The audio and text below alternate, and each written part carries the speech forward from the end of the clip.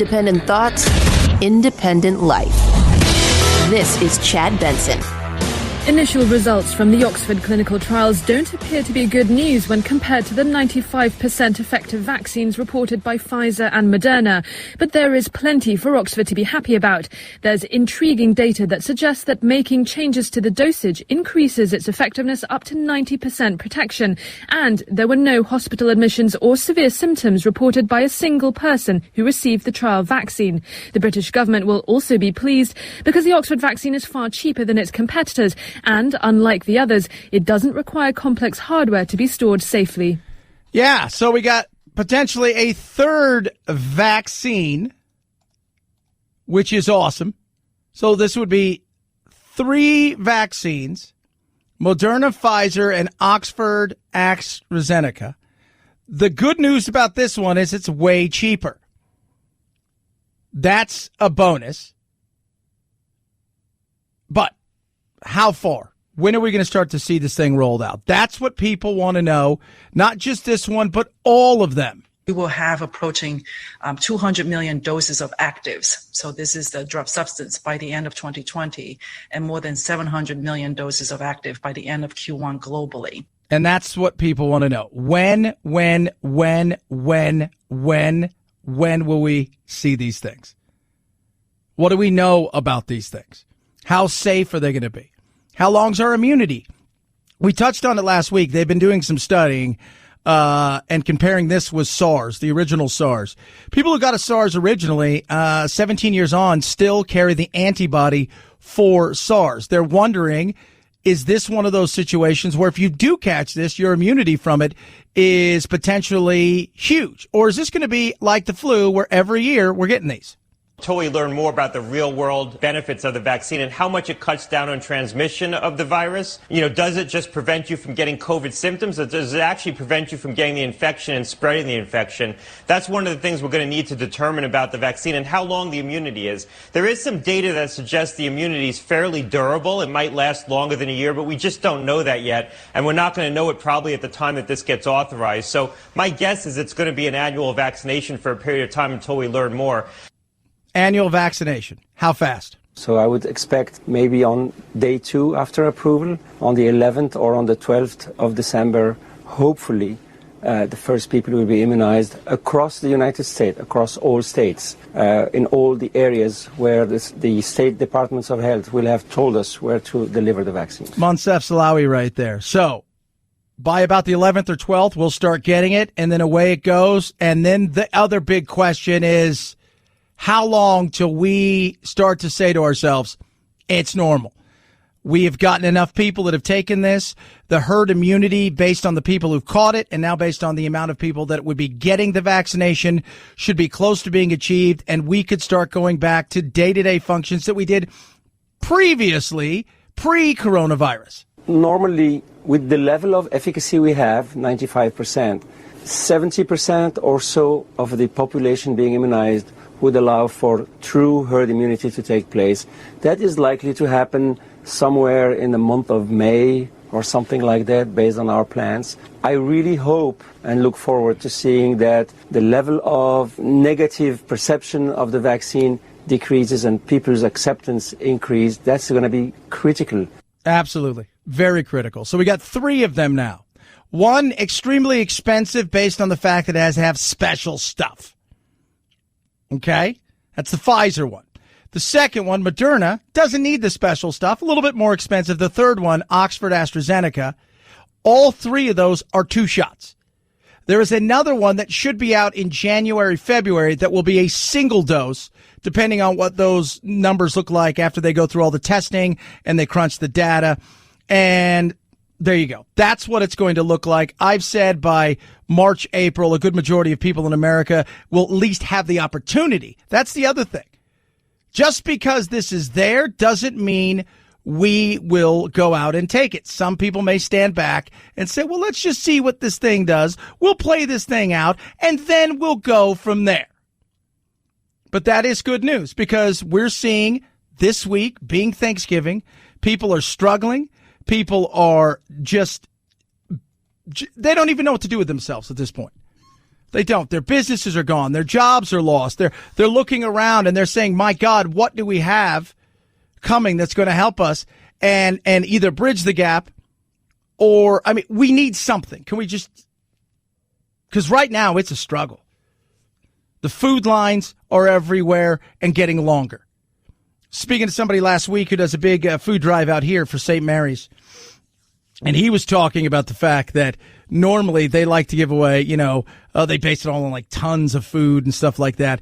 They've doubled and tripled that, and consistently are doing that on a monthly basis.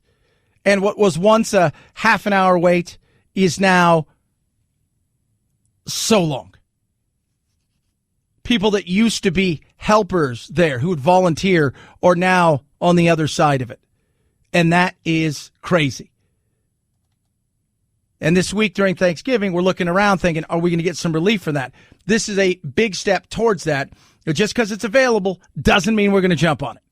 Just because it's available doesn't mean we're going to grab it and run with it. There's going to be a lot of people out there. They're going to be wary of it for 3 reasons. We talked about that. You've got the conspiracy theorist. You've got the anti-vaxxers who don't think the government's trying to control you, but do think that they give you something and potentially could cause you to have autism, whatever. And then you've got the average person who's wary, wants to see what the long term looks like, if there's anything in here that may cause problems long term. But if that doesn't look like it, they'll get it. And then you'll have the other people that'll just go out and get it and say, I'm going to get on with my life. 323-538-2423 at Chad Benson Show is your Twitter. Tweet at us, text the program. Still sitting there trying to figure out how there's a path forward when it comes to winning this election, which at least on paper and at the ballot box, whether you believe that or not, he has lost.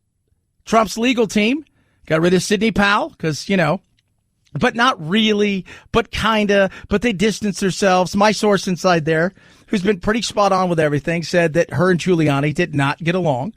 And she has pushed some crazy stuff. If you don't know who she is the woman who's come out and said this is not only going to be biblical, that last week, everybody from AOC to Bernie Sanders to George Soros, Venezuela and Cuba are all involved in this massive thing. And that she's going after everybody. Georgia's probably going to be the first state I'm going to blow up. Mr. Kemp and the Secretary of State need to go with it because they're in on the Dominion scam with their award of a contract to Dominion of $100 million. And another benefit Dominion was created to award is what I would call election insurance. That's why Hugo Chavez had it created in the first place. But I also wonder where he got the technology, where it actually came from, because I think it's hammer and scorecard from the CIA. Hopefully this week we will get it ready to file. It will be biblical. Biblical. So people on the right, they say, oh, this is all part of the strategy. So she can go out and she can do all of this stuff on her own in conjunction with them so they can spread it out in the hopes of getting it to the Supreme Court, because there Trump has placed 3 people that, are loyal to him? I'm not quite sure how this goes. Over the weekend, Chris Christie, who, by the way, was a federal prosecutor, who, by the way, was not only a federal prosecutor, a damn good one, before being governor of New Jersey, which was, he had his moments. Why isn't he on the team? Because Rudy Giuliani, I don't know if that's the guy you should have leading your team. This is what he said about this entire process. If you've got the evidence of fraud presented, and what's happened here is, quite frankly, the conduct of the president's legal team has been a national embarrassment. Sidney Powell accusing Governor Brian Kemp of a crime on television, yet being unwilling to go on TV and defend and lay out the evidence that she supposedly has. This is outrageous conduct by any lawyer. They won't do it inside the courtroom. They allege fraud outside the courtroom, but when they go inside the courtroom, they don't plead fraud and they don't argue fraud. No, they haven't done that. Over the weekend, a Republican judge basically laughed him out of court and told him to get packing.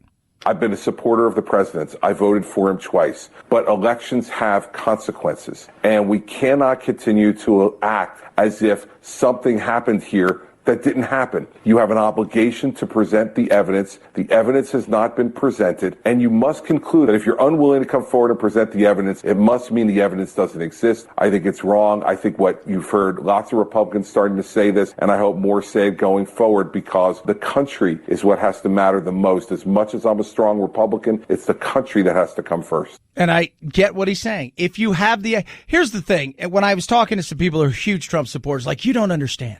This is exactly what they want. They're trying to do this. This is all the media's fault. They're not going to show you all their hands. That's why they're going to wait to court. That's when they're going to show everything. But they go to court and they don't show anything. They don't even allege fraud. They get pushed out of court rather fast by both Republican and Democrat appointed judges. And along the way, they go on television and continue to hold press conference after press conference and accuse people of being into some sort of nefarious, super deep state, couldn't be any crazier conspiracy theory. All the while, though, you don't show anything. You go out and you potentially slander people. Right? You're going out there, you're libeling people as you tweet stuff and say stuff. It's, you're doing all of this stuff and you're not proving anything. If you have something, I get it. Stop holding press conferences. If your goal was to say, look, we've got something, it's huge, just want you guys to understand that. We are going to take it to court. You guys will see from there, and then you walk off. But when you hold press conference after press conference and you accuse people after people of doing all kinds of shenanigans and you have all this stuff and then you don't prove it, what you're doing is becoming, as he said, a national embarrassment. So it's time to fish or cut bait. Fish or cut bait. 323-538-2423 at Chad Benson Show is your Twitter. Tweet, text. Check out the program everywhere. Love hearing from all of you. It is Turkey Week. Pretty excited about that. You know, also I'm excited about the fact that I don't have to worry about making food the way that I used to, which is I walk to the pantry, look around and go, what do I want? And then I'm like, because sometimes you get home, it's the last thing you want to do is figure out what you're going to do. So it's easier to pick something up or go home and then you piecemeal something together for everybody. That's frustrating. HelloFresh, they're here to spicing up your meal. Simple recipes, fresh ingredients, sourced directly from growers. Guess what? Black Friday savings. And remember, with HelloFresh, everything is sourced from the growers, but it's also contact-free, delivered right to you. You got family-friendly options, vegetarian, low-calorie. Don't worry about the meal planning. It's done for you. All you have to do is choose what you want to eat. So there's all these meals. We're choosing this one. You've got your recipe card. It even has pictures, and away you go. In about 20 to 30 minutes on the table, ready to eat. You're going to love it. And this is the other thing. Savings. 40% versus shopping at the grocery store. And food waste, you'll cut it by 25% because it's portioned properly. Go to HelloFresh.com. Use promo code Benson90, Benson90, $90 off, including free shipping during HelloFresh's Black Friday sale. Limited time only. Get there now. HelloFresh.com. Use promo code Benson90 for $90 off. HelloFresh.com. Promo code Benson90. Chad Benson Show.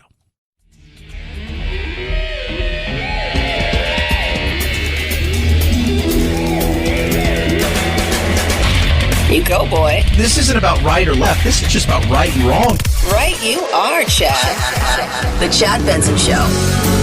Children everywhere are asking, can Santa catch COVID? Well, fear not, little ones. Listen to what Dr. Fauci says about all this. Quote, Santa is exempt from all this because Santa, of all the good qualities, has a lot of good innate immunity. Santa is not going to be spreading any infections to anybody. Well, thanks for clearing that up, Dr. Fauci.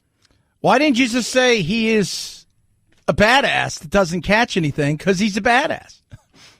He's got innate immunity, which means just give it to us. He's cool beans. He doesn't get this because he's awesome.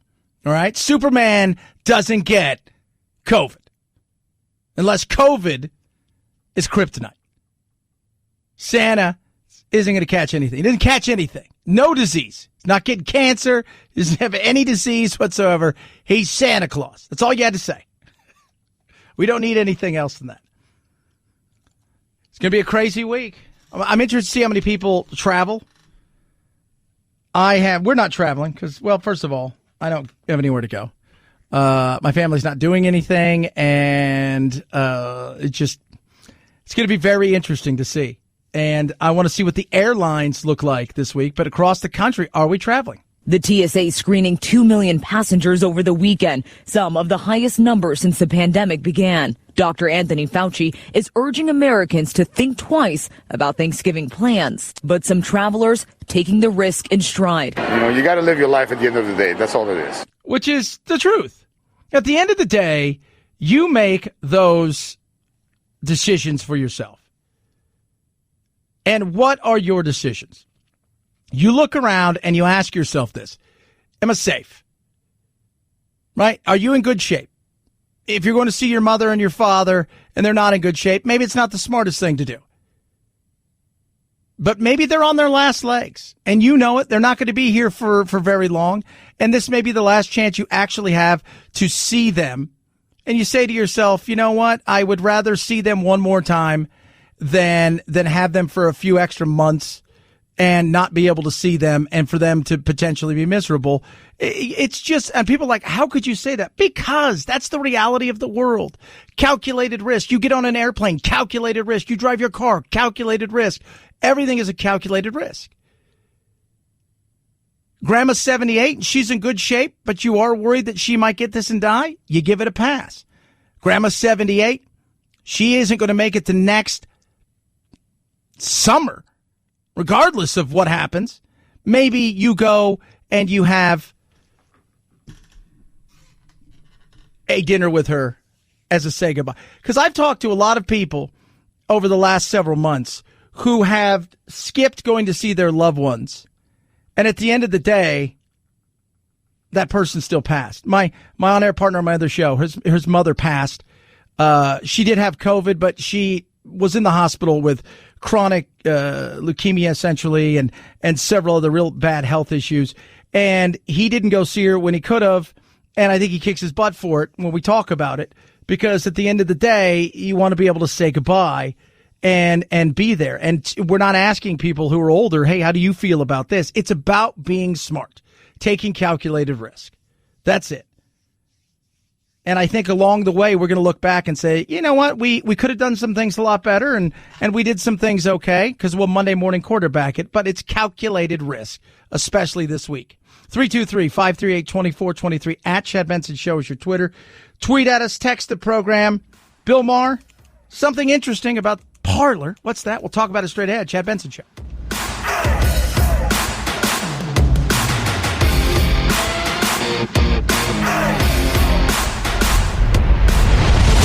The Chad Benson Show.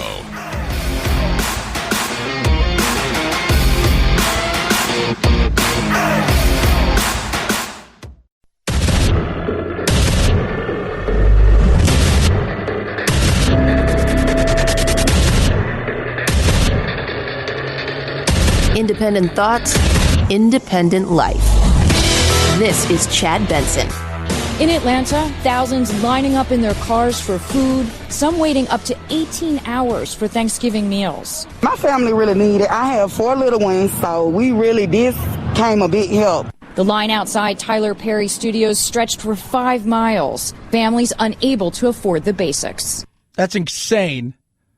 This is the world that we live in. I want you guys to understand. This is the world we live in. So, people waited 13 hours in line in Atlanta for the basics. Right, 13 hours. It's insane, right?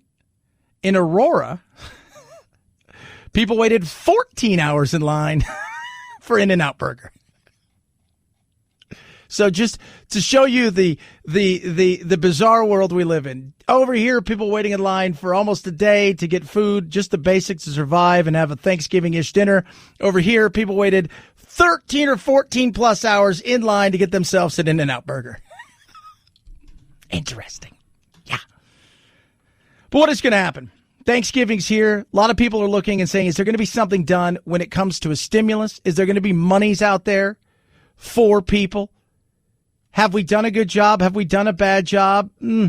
Robert Reich, Well, there are a number of countries that actually have done a much better job, both on the pandemic and on the economy than we have. I mean, everybody from New Zealand through South Korea through Europe, most European countries, although they are now struggling with another resurgence of the virus, they've done it and handled it pretty well in terms of closing businesses, but providing people with enough money to survive when businesses are closed. That's the key to it.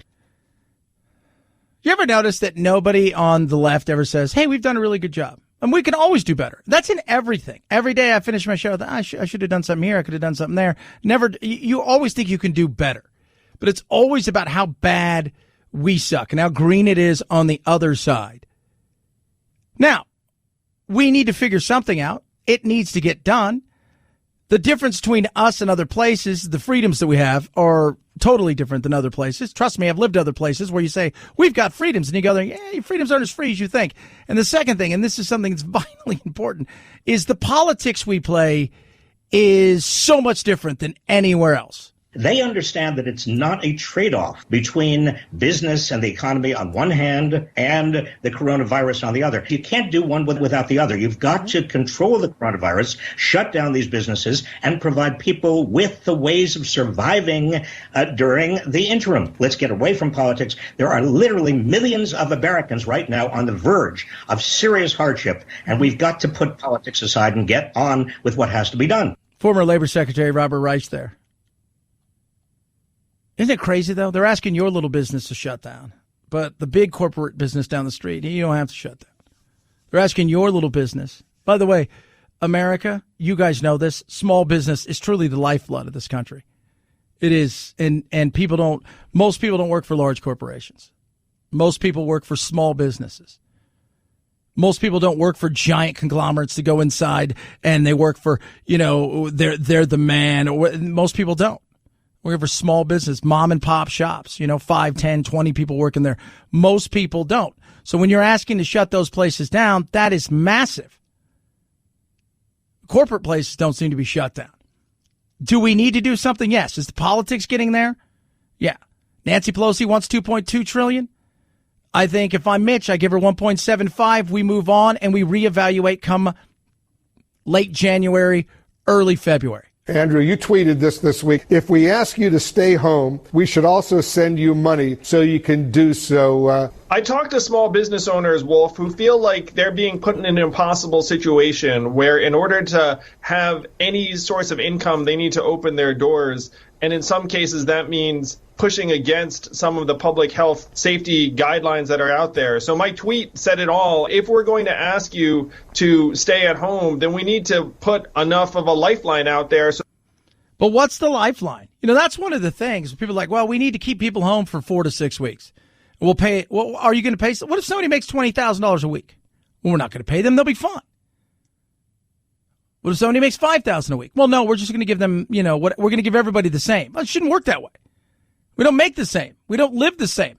We have different. Look, everybody's not big different every single month. Somebody their bills may be $2,000 a month. Other people's bills may be $10,000 a month. So we've got to figure that out. If you're going to try to do something like that, and you just can't. It's not possible because we live in a world here in America where states have their rights, and here I know we're not shutting things down. We're not. We're asking people to be more cautious. We're asking people to take more personal responsibility. And for whatever that's worth, some people are, some people aren't. But we better figure something out if we're going to ask people to shut down, especially each state. If you're asking businesses to shut down or to go and to operate at a quarter of what they're used to operating at and basically make it impossible for them to stay open, then you better figure something down. And that's why I don't have a problem with businesses that are just looking and going, I'm not following what you're telling me. And if you want to come and you want to just arrest me, then go ahead and do that. But this is insane. I remain optimistic that cash relief is going to be front and center because 74% of Americans are for it at this point, including a majority of both parties. And every economist who's looking at this says that cash in people's hands is the way to go. It's the best bang for your buck. Some kind of cash stimulus in people's hands was something that most economists would advocate for at this point. Yeah, because you're shutting everybody down. You're shutting everybody down. When you shut everybody down, what did you expect? Of course, cash is going to be great. Cash is absolutely going to be great. It's a wonderful thing. Here's some cash. Here's some cash. Here's some cash. Here's some cash. Here's some cash. It's going to be awesome. Because we're looking around and we're seeing what? People are struggling. Food lines are long. Then we're looking around going, how much longer are people going to be able to stay in their homes? What's happening? Because it is a buildup to things like rent, foreclosures, things of that nature. 6.6% of all mortgages are in some stage of delinquency. That's 3.3 million American homes, nearly doubling in just 9 months. The CARES Act, passed in March, protects homeowners from foreclosure, but homeowners only have 40 more days to apply if they need help, if another relief bill is not passed. Enough with the politics. Meet in the middle. Let's get ourselves comfortable. Doesn't have to be perfect, but it's comfortable at this point in time if you're asking businesses to close down and people not to work, which is insane. Well, Chad, it's spreading. I know, but where's it spreading mostly? Places like the house. You're not going to ask people to wear a mask in the house? Some people are. Some people are going to ask people, don't wear a mask in the house. You can't wear a mask in the house. Don't wear. No, but you need to wear them. No, you don't. This is another one of those situations where, as a grown-ass person, you decide what's right for you in your own home. We do have some realities that are stark. Number one, the weather is colder. We're living a lot more of our lives indoors. There's real pandemic fatigue and a lot of transmission behind private doors. So we have surgically gone after cutting indoor dining at 10 p.m., lowering indoor gathering limits to 10 people. We've amped up enforcement. But there is only so much you can do. So we're pleading with people. Keep Thanksgiving really small, immediate family, don't travel, and don't let your guard down just because you're at home. It's Governor Murphy. I saw there was a thing on like a TikTok or something of him out dining without a mask. People were getting in his face because they feel like, once again, it's another situation where what? People say do this, but the example, and I don't care that he does it. Just like 2-3 weeks ago with Gavin Newsom in California, who tells everybody, don't go to parties of more than 10, dine outdoors, do all these things. Then he goes to his super shishi restaurant, hangs out with some lobbyists, and 2 people lead the health care unit essentially for the state, who have the hashtag, mask up and stuff of that nature, and they're out without a mask indoors. I don't care that he does it. What I care about is you tell everybody you need to do this, then you don't. And that's frustrating. 323-538-2423 at Chad Benson Joe is our Twitter, Instagram, Parler. I was just talking to producer Phil. We're going to touch on it a little bit. He asked me what Parler was like because I've only parlered. I don't even know what you call it at that point in time because people still say they tweeted, but they did it on a Parler. What's that like? We'll touch on that in a minute. It's interesting. I'll tell you that. With all that being said, AstraZeneca and Oxford have a third vaccine that could potentially be arriving soon. How good is it? Intriguingly in the results, although the headline is 70% protection, we do have a subgroup who got a half dose as the first dose and then a full dose as the second dose, where we saw 90% protection. So it's 70%, they say, when you get the first dose. But when they start playing around with dosage levels, that apparently really helps it out. So those people that got to 90% were given a half dosage the first time, and it's a 2-shot thing. And then the second one, they got a full dose. And that seems to have really made a difference. The other thing about this one that is different, once again, there's no serious hospitalization, none of that stuff. The other thing that's great is it's not expensive comparatively to the other ones. So the other ones that are out there are pretty expensive. So you've got Pfizer, which involves a 100, I think it's a minus 95 is what you have to keep it. So a lot of these places that are going to be having these things are going to have special equipment for that. The Moderna one still has to be refrigerated, but it's much different because you can refrigerate it in essentially next to your ham sandwich, I guess, which is good. Still expensive. And this one doesn't seem to have any of those issues, so that may be cheaper. So you know through your insurance which one you're getting. 323-538-2423 at Chad Benson Show's your Twitter. Tweet at us, text the program. Raycon's best earbuds around. You'll absolutely love these things. I love my Raycons. I bought a bunch for family and friends this year for the holidays. Don't tell anybody. Shh. Right now, big holiday savings. 20% off your Raycons. You get seamless Bluetooth pairing. Comfortable. That's the biggest thing. The comfort and the fit. Noise isolating. You can listen right away. 6 hours of talk time. And the audio quality, because of the fit, is second to none. They start about half the price of all these other earbuds out there. There's no wires. There's no stems. They look amazing. Ray J really hit it out of the park with it, and a price point that is truly, truly incredible. Save big this holiday season. Get yourself some Raycons. Best earbuds around. Go to buyraycon.com/Chad today. 20% off your Raycon order. Buyraycon.com/Chad. Buyraycon.com/Chad. Chad Benson Show.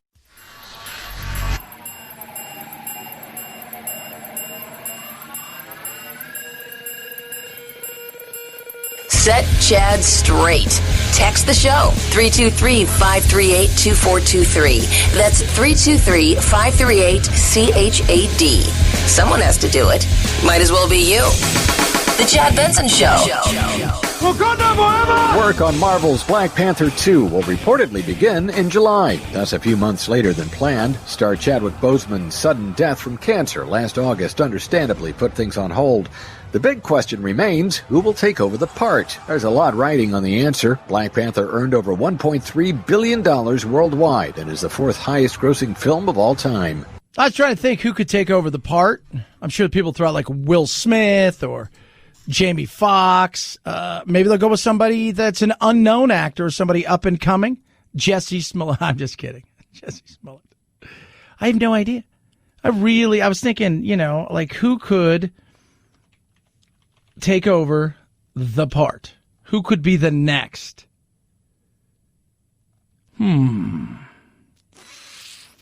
That's interesting.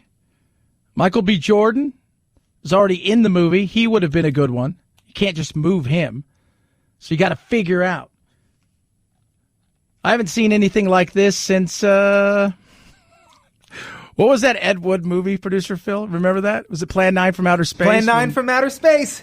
Bela Lugosi died. And Ed Wood changed in the middle of it and got his dentist to play the part. Who didn't look anything like him. Spectacular. This is spectacular. Speaking of movies and cancel culture, this is our Cancel Culture Monday segment. So, Sia, I think that's how you say her name. She's got a movie out. It's a trailer. And it's about a non-verbal autistic girl named Music. Okay? So what didn't she do? She didn't have a disabled actor play. They had a non-disabled actor play the character of this girl. And of course, the minute you do that, the left, which will eat its own eventually, goes after itself. So, one person writes, Hollywood strikes again with another film where non-disabled actors play disabled roles. Having a neurotypical play an autistic person is offensive enough. And then it goes from there.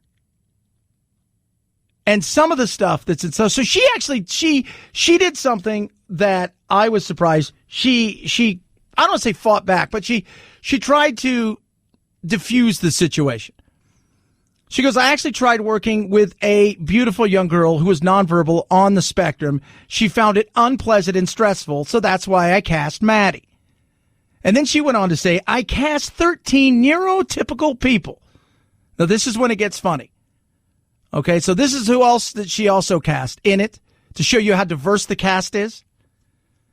3 trans folk, and not as blanking prostitutes or drug addicts, but as doctors, nurses, and singers. Blanking sad, nobody even saw the dang movie. My heart's always in the right place. When somebody else attacks her, okay, so now you're bashing sex workers and recovering drug addicts. Do you understand that everything you're saying is problematic? This is why Trump. Is that insane? Like, to me, I find that insane. First of all, as an actor, what do we do, right? If you're an actor, you want to stretch yourself. Now, if you saw Tropical Thunder, you never want to go full, right? We get that. But you want to stretch yourself. You want to try different things. You want to push the envelope. Nowadays, based on all of this stuff, the only person in Hollywood who's gotten it right is Tony Danza. Why? Because every character he plays is Tony. Why didn't you cast a real monster in the movie? Why not a real serial killer? You got somebody to do that part? That's insane. Why not a talking Ninja Turtle? Well, I can't find any turtles that talk or ninjas. Even if I found one that talked, chances of them being ninjas are slim to none. The one I did find that talks, guess what? He studied Shaolin. It's not a ninja. It's not the same discipline. I can't do it. So now we're going to have talking Shaolins. This is the insanity of the cancel culture.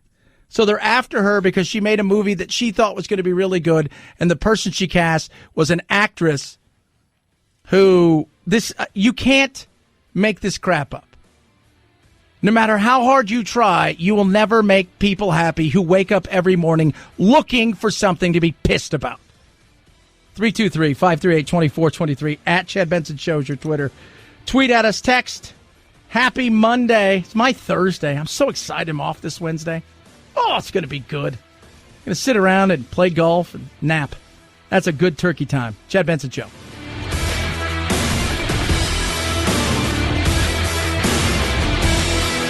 This is the Chad Benson Show.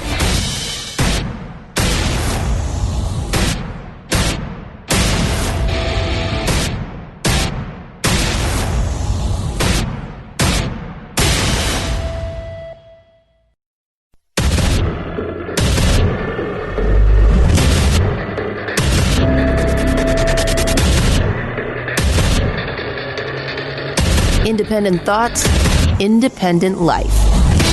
This is Chad Benson. Initial results from the Oxford clinical trials don't appear to be good news when compared to the 95% effective vaccines reported by Pfizer and Moderna. But there is plenty for Oxford to be happy about. There's intriguing data that suggests that making changes to the dosage increases its effectiveness up to 90% protection. And there were no hospital admissions or severe symptoms reported by a single person who received the trial vaccine. The British government will also be pleased because the Oxford vaccine is far cheaper than its competitors. And, unlike the others, it doesn't require complex hardware to be stored safely. Which is cool. So the others, we talked about Pfizer, they need a special refrigerator. I liken it to like Apple. You can only get stuff from the Apple store. So the Pfizer is, 95% effective now. Started originally at 90, went to 95 after Moderna's like, well, we're 94.8. Well, we're 95 now. This doesn't have those kind of issues. Just like the other two, it is a 2-shot dose. But interesting, when they play around with said dosages. Intriguingly in the results, although the headline is 70% protection, we do have a subgroup who got a half dose as the first dose and then a full dose as the second dose, where we saw 90% protection. So when they play around with it, just a smidge, gets a little bit better.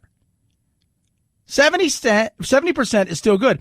What's interesting is when we started this thing out where we were looking for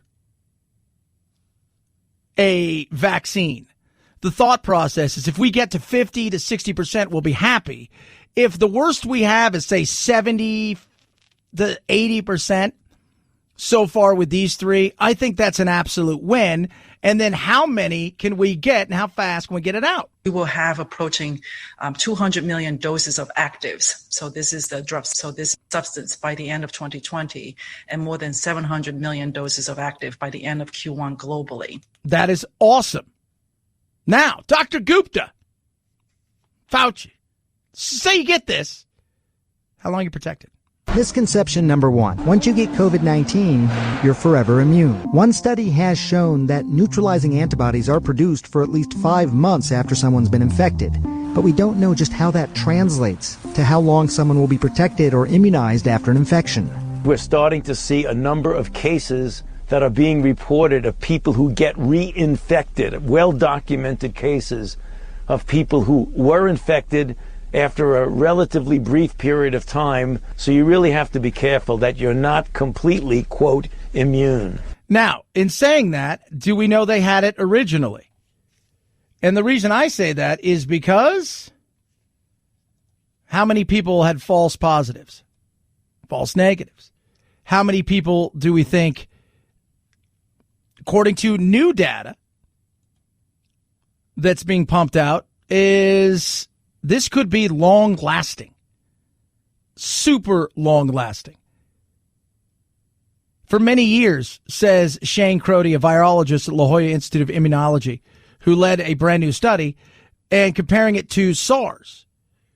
And people who'd had SARS, they're still looking at them, and they've had it some 17 years later, and they still look like they have immunity to the original SARS. So could this be a get it once, you're immune thing? It's possible. But how do we get to it? That herd immunity that so many are looking for, because when we get to that, we could take a deep breath and we could say, let's get back to our lives. Normally, with the level of efficacy we have, 95%, 70% or so of the population being immunized would allow for true herd immunity to take place.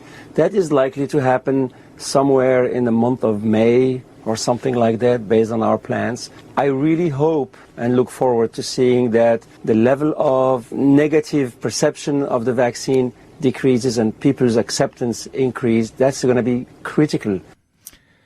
Negative, because there are people out there that they call it the Trump virus. I mean, the Trump vaccine. In fact, one person by the name of Geraldo. No, it's Geraldo. Geraldo was a singer. He had long hair. Now he's a big music executive, but everybody liked him because he was so handsome. It's kind of like me. With the world so divided and everybody, telling him he's got to give up and time to leave and time to transition and all the rest of it. Why not name the vaccine the Trump? Make it like, have you gotten your Trump yet? No, it would be a nice gesture to him. And years from now, it would become just a kind of a generic name. Have you got your Trump yet? Oh, yeah, I got my Trump. I'm fine. I wish we could honor him in that way. Honor him in that way. Should we call it the Trump? 24 hours after they get emergency authorization, boom, it's gone. They're out. They can start getting this thing out to the people, which is great. But you still have people that are going to be wary of this because of the deep state. They think they're putting something in there. This all has to do with Bill Gates, and they're putting microchips in you. I don't even know what they're doing that for, but that's what they're presently doing. You've got the mommy vlogger world of the Jenny McCarthy's who've built up this great, anti-vaxxer, if you will, plague enthusiast. Very, very exciting. You plague enthusiast. I'm fantastically excited about you. Oh, good. Your child's got polio. Fantastic. How very retro. And then you've got people that are wary. They want to see, what's this look like? How is this going to look? Is this, let's give it a few months and see if it works, right? And then we'll go from there. What's it look like after 3, 4, 5, 6 months? And then you have people that are just going to go out and get it. But once we get to that 50, 60%, I think you'll really start to see it. And I'd like to think May might be it, but you never know. I have a feeling by February, March, a good amount of people have taken it. And hopefully by April, a large group of people will have taken this thing, and then we can go from there. And it's funny because I get these people who just text me all the time. How dare you say that 99.97% of people survive this and all. Look at our hospitals. I talk to doctors every day. I talk to health professionals every day. These aren't actors. These aren't any of these things. Do you want to continue to live like this? I don't. Now, I just want to go to movies. That's basic. Go to a few restaurants every once in a while and go to movies. That's my thing. Not a lot has changed outside of that in my life. But for small businesses, for a lot of people out there. They're looking up and they're struggling. They're hungry. They don't know what they're going to do. You've got governors across the country who've coming up with these wacky, just insane, lunatic clampdowns on people. I saw in California, Gavin Newsom put that 10 p.m. curfew because apparently at 10:01, that's when the COVID gets really crazy. That's Chad, you just don't understand. That's usually when people are a few drinks in, they start to let their guards down. And I get what you're trying to say here. It's calculated risk in life. I take calculated risk. You take calculated risk. What works best for you? That I don't know. But what I do know is I see people are struggling, people are hurting, and people are dying. This isn't a hoax, and it does spread. It spreads pretty easily. Somebody sent me last week, Chad, how dare you talk about giving people this thing when you know, and they starts going through all this stuff, and it's all QAnon stuff. And this thing, according to the CDC, doesn't even spread as easily as the flu. You only have to look and see literally within a paragraph that it does spread easier. So when you go to these sites and you're looking for stuff, because you're so involved in the deep state, you believe that this thing is out to get you and that it's not. It's nasty. It's frustrating. It spreads easy. It's not, I boggles my mind to watch the way that people act towards this thing. Wear a mask, a little bit of social distancing. Don't let them tell you can wear a mask. You have to wear a mask in your house or your car. Don't let them tell you how many people you can or can't have. That kind of stuff is stupid. But you go into a store, they ask you to wear a mask, you wear a mask. It's about being civil to one another. That's it. It's about being civil.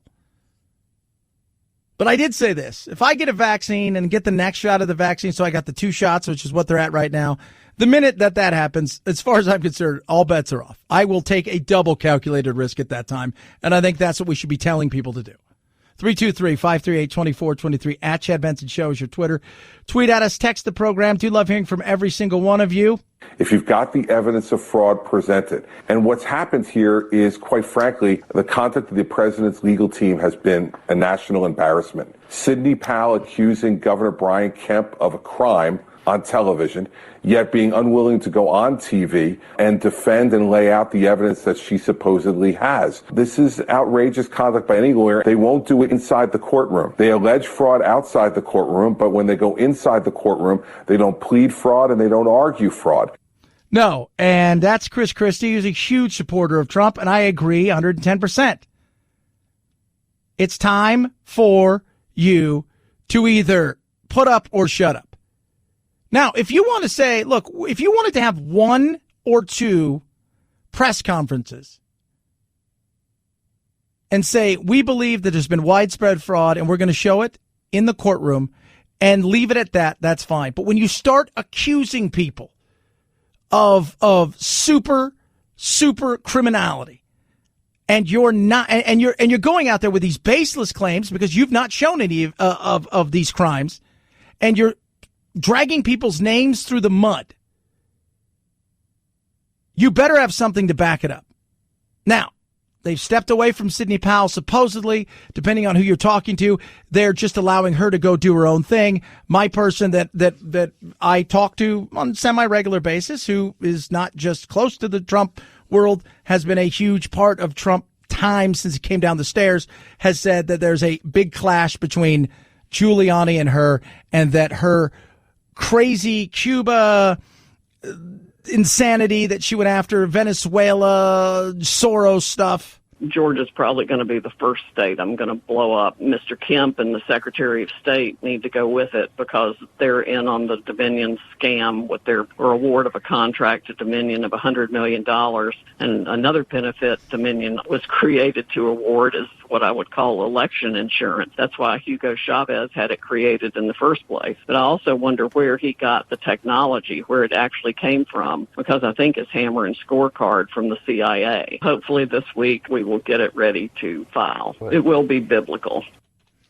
Yeah, when you start doing stuff like that and you start throwing things out there and people are asking the questions because you're the one holding these press conferences, so you better have something. Because I tell you what, if you walk through all this stuff and you don't have anything to show for it, and quite frankly, right now I'm looking around and I don't see it, this is what Chris Christie said, an embarrassment. Now, I'm going to let the courts do their thing, because maybe you do have something, and you may have a path forward, especially if you get the Supreme Court, because there's a few things out there that maybe you can get in your favor. But the reality is, this kind of stuff, sorry, you got to show it. And if you're going to go out and tell, hey, that this governor and this Secretary of State are nothing but criminals and they're behind some sort of deep state plot, you better have something real to back it up. 323-538-2423 at Chad Benson Show's your Twitter. Tweet at us. Text the program. Love hearing from all of you. AMAC, Association Mature American Citizens, fastest growing over 50 organization in the country. It's great.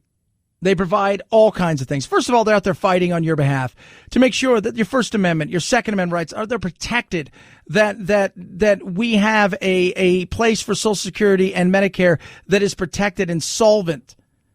On top of that, the discounts are incredible. Retail, restaurant, hotel, all of these things, they're all there for you.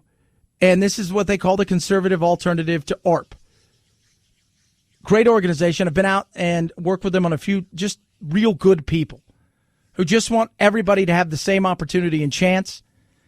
And they got great discounts and great things. So when we get back to a normal way of life, you'll be able to take advantage of those. Join AMAC today. It's pennies a day. AMAC.US/Chad.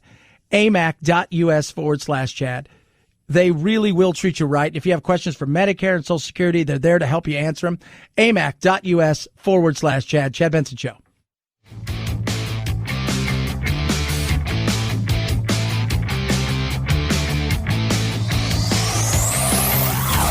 Check out our Chad Benson Show Facebook page where you can hang out or hang your grievances out to dry. This is Chad Benson. 5, 4, 3, 2, 1, 0. Ignition. Liftoff. Now it's time to find out what's trending. What's trending? Yeah, what does that mean? I mean something, right? Like it's trending on the old internet. What's trending? All right, let's take a look over here in the magical world of Twitter, find out what's trending. Probably a lot. Joe Biden expected to nominate Anthony Blinken as his Secretary of State. He's worked pretty close with, I think it was Deputy Secretary of State, and it's worked pretty close when it comes to Biden and him. You all have no idea who he is, and that's okay. That is absolutely okay.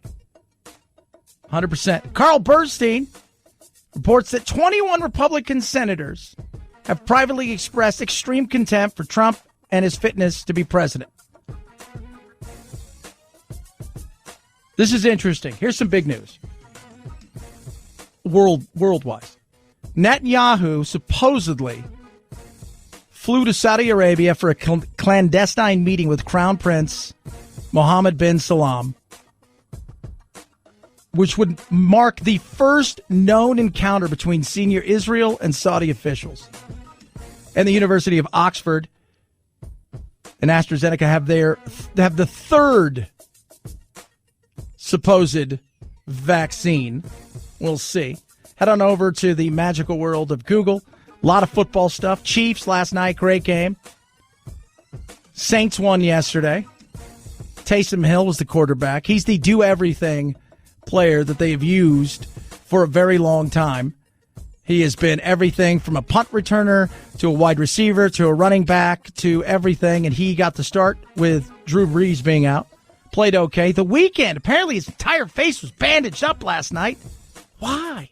And Sidney Powell, who was Trump's somewhat attorney, not quite sure.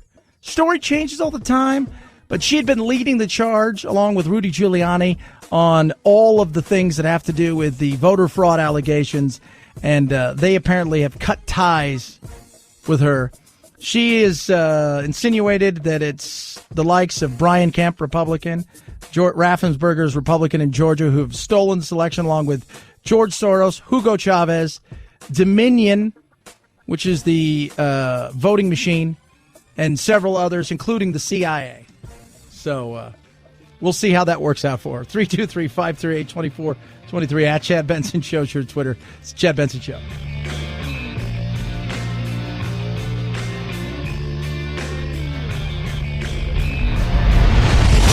The Chad Benson Show.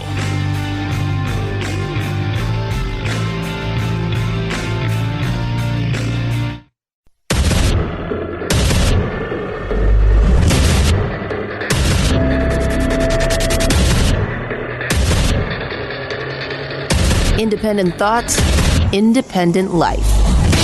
This is Chad Benson. U.S. District Court Judge Matthew Brand comparing the Trump campaign's case to a Frankenstein's monster, writing, "One might expect that when seeking such a startling outcome, a plaintiff would come formidably armed with compelling legal arguments and factual proof of rampant corruption. That has not happened." Here's a question for all you Trump supporters out there who believe that this was stolen from him. If he would have won, even by the narrowest of margins, would you still be calling for recounts and investigations? Well, no, because we would have won.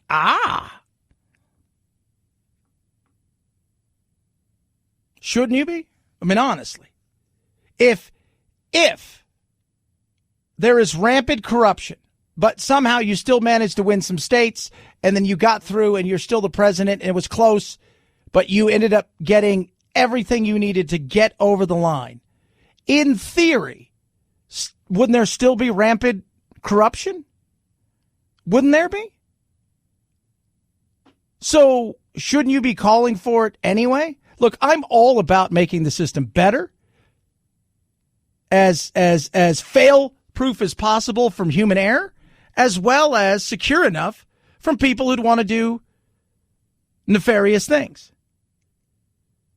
But at some point in time, you've got to put up or shut up. People are getting mad at me because I posted something about Sidney Powell, talking about the fact that she is leaving, has left, been asked to leave, fired, whatever it is. How do you know she's been fired? I said some people said fired, and for sure she's no longer in the situation that she once was when it comes to being part of the Trump legal team. Now, could she be doing stuff on her own? It's a possibility. This is what they said about the legal team. Sidney Powell is practicing law on her own. She is not a member of the Trump legal team. She's also not a lawyer for the president in personal capacity. Rudy Giuliani is. Okay. She sure acted like it, though. And she's thrown out some wild conspiracies. Just prove it. I think that's what it's all about. The proof, put it in the pudding.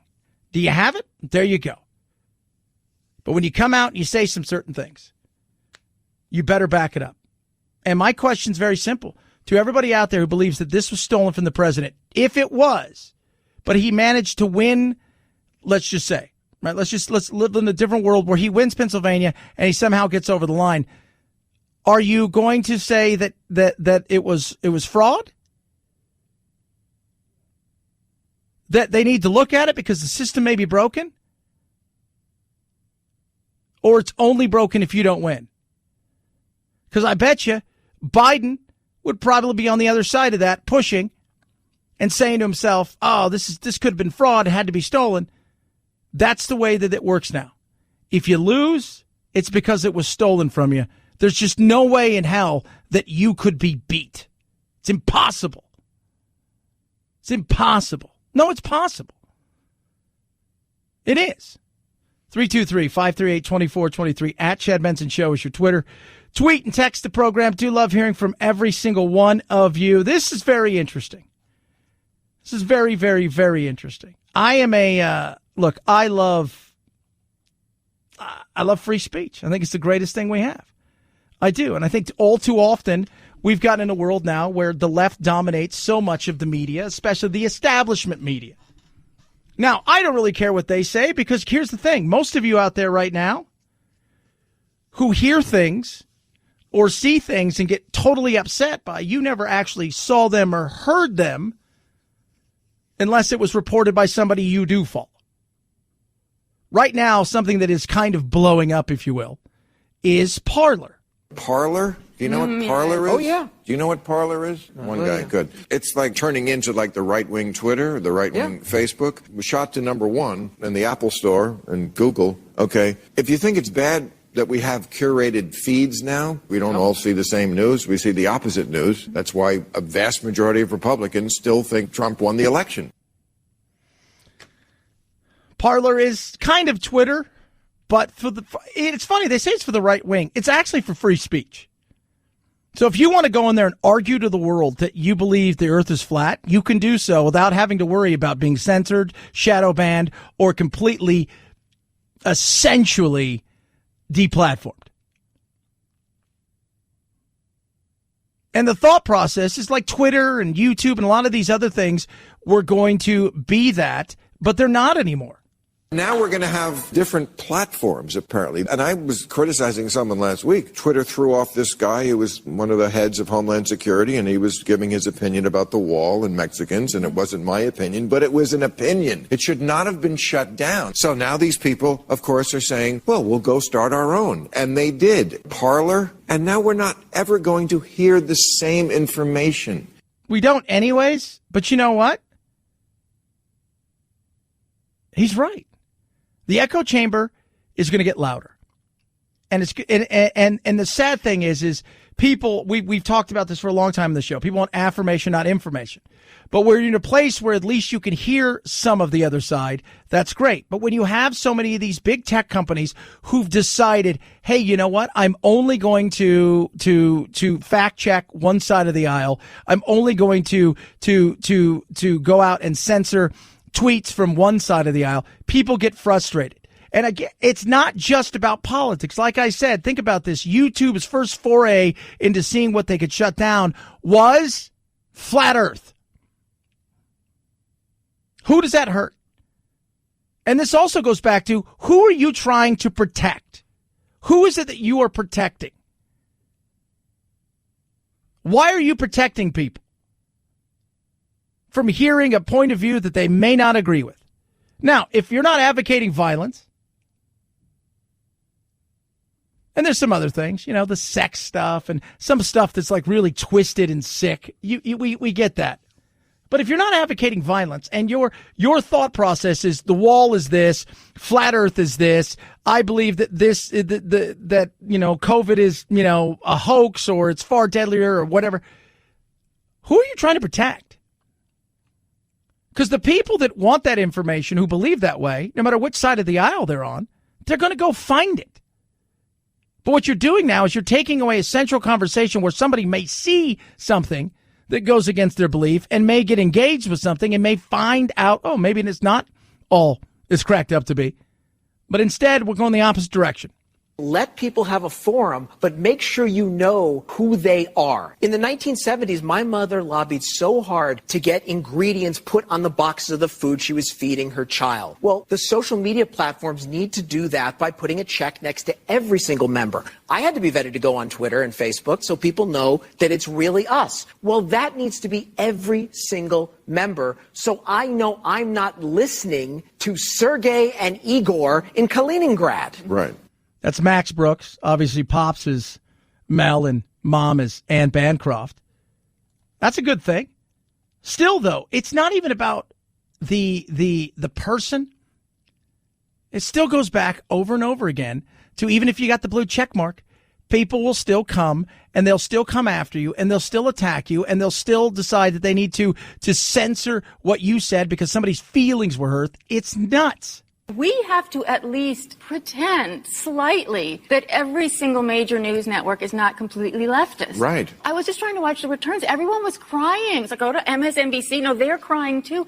If we're crying about the returns from Allegheny County, explicitly showing that our newscasters are so completely biased, of course the right's going to go somewhere else. Of course they're going to leave. Yeah. Why should they? Why should they stay when they know the people that are delivering their news or whatever it is can't stand a lot of what's about because they live in a place where there's a Starbucks in every corner. They can go to the theater whenever they want, and not a movie theater, a theater. There's all kinds of stuff that engages them mentally in a way that these people just wouldn't understand. And that because you drive a big truck and maybe you hunt, you have a dog named Blue, that somehow you're not up to scruff to what their life is all about. That you find them to be simple people. It's tough, isn't it? I think it's extremely tough. I mean, they went out, New York Times, after the last election, went out and got somebody for the sole reason, because they missed so bad with this Trump phenomenon, the middle of the country. They did everything they could to make her uncomfortable and to block every move because they didn't want to hear it. To the point where she left about 2 months ago because they don't care. Caitlin Flanagan, she's from the Atlantic. She's absolutely right.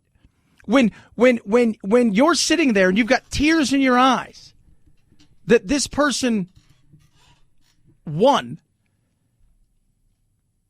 that's insane. That is absolutely insane. You know, the New York Times, forget it. It has nothing to say to the right. And I think that's where that's this issue that our country actually needs us. You know, we all need to grow up. The news gathering sources need to grow up. The people on air, no more crying on the news. Like, they'll tell you about somebody getting beheaded after school, but then you get the Allegheny County returns and oh my God, they just have to be taken out in a stretcher. We're just going to have to really suck it up and be a little less partisan in the news. Agree. Most people can't, though. Most people, they can't. And they'll sit there and they will hammer Fox for all of the things that Fox is about, but they don't see in the mirror that they, too, are part of something.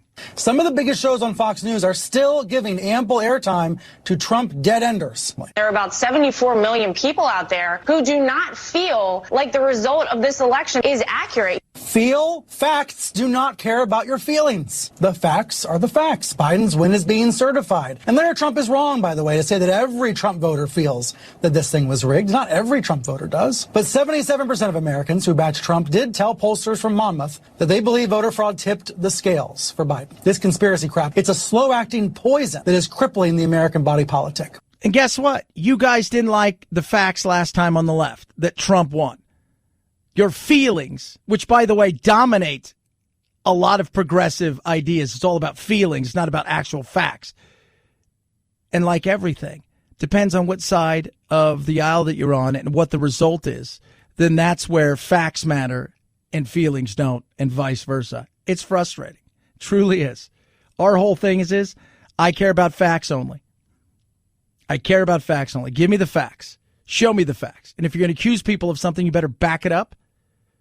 And if you've got something that's real, show it to me.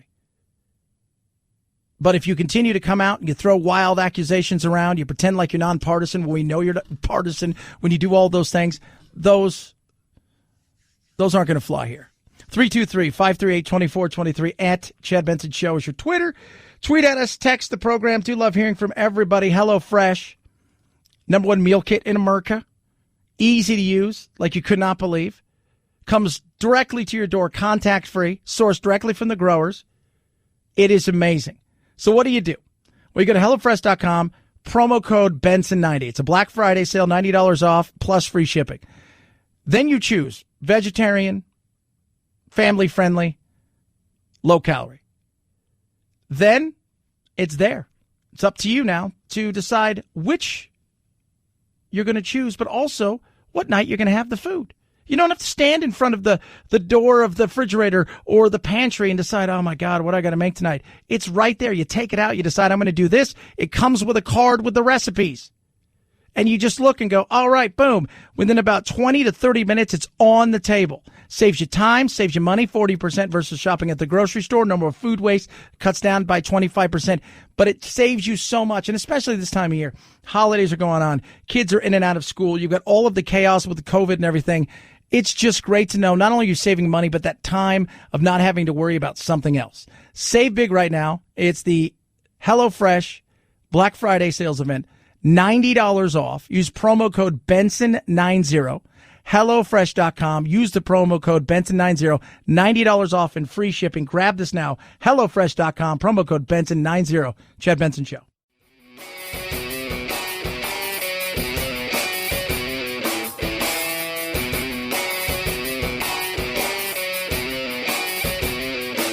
Being antisocial sucks. Hang with Chad's friends on Facebook, The Chad Benson Show. And if you just need some alone time, head on over to Twitter at Chad Benson Show. Either way, we can't wait to meet the real you. Oh my God, it's a slaughterhouse. The slasher comedy Freaky topped the pandemic-hobbled box office for a second weekend, earning another $1.2 million for a $5.5 million total gross. Figured something out. I think we're going to die. We're getting another Predator movie. 2018 saw the latest entry in the franchise about aliens come to Earth to hunt humans. This will be the fifth since the 1987 Arnold Schwarzenegger original. Super great. Get another one of those things with the big aliens and the predators and whatnot. Will theaters survive? Interesting. IndieWire has a really good article about whether or not theaters are going to survive. I'm here to tell you that they're going to survive.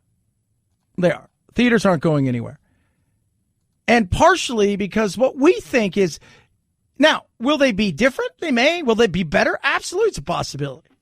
But I think the reality is let's just say all the theaters close today. Everyone, AMC, Regal, Harkins, wherever you are in your country, everything's closed. Then we get a vaccine. And tomorrow, everybody's free to do what they want. Do you think people will go, I'd like to go to a movie? And do you think somebody will go, I'll come up with the movie theater. And then they'll come up with movies. Of course. So bizarre. Like, do you think they'll survive?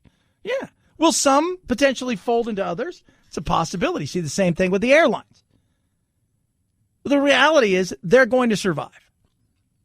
People will figure out a way. Some of these businesses that have closed, I've had two buddies that have closed their businesses, and they could have survived, but they said, I'm not going to, and they're both in California. They said, I'm not going to play the, Gavin Newsom insanity game. I'll close my business, and when things get back to normal, I'll rebrand, reopen, and go from there. Until then, we'll do some stuff from the house. And they hustlers, they live a good life. They're not worried about it. Because as long as there's a way and a want, so people want this, well, then you'll find out a way. Right now, the biggest thing is COVID. People don't want to be in certain areas with people. Totally understandable. But I just love, will they make it? Yeah, they're going to be fine. Eventually, they'll come back. Airline industry will be fine. It may take them a while to get themselves back, but they'll come back. And you watch, they'll come back and they'll bounce back fast. You may see some new routes. Southwest is gobbling up some because you rent routes. So if you're where you live in Iowa, let's say Cedar Rapids flies to Phoenix, but then the plane company did that, U.S. Air American decides to abandon that route. Somebody will come in and rent that, and it could be Southwest. So you may have a better opportunity at cheaper rates. Opportunities abound. Things will come back. May take a little time, but we're going to be all right. 323-538-2423. At Chad Benson Show is your Twitter. Tweet at us. Text the program. Chad Benson Show.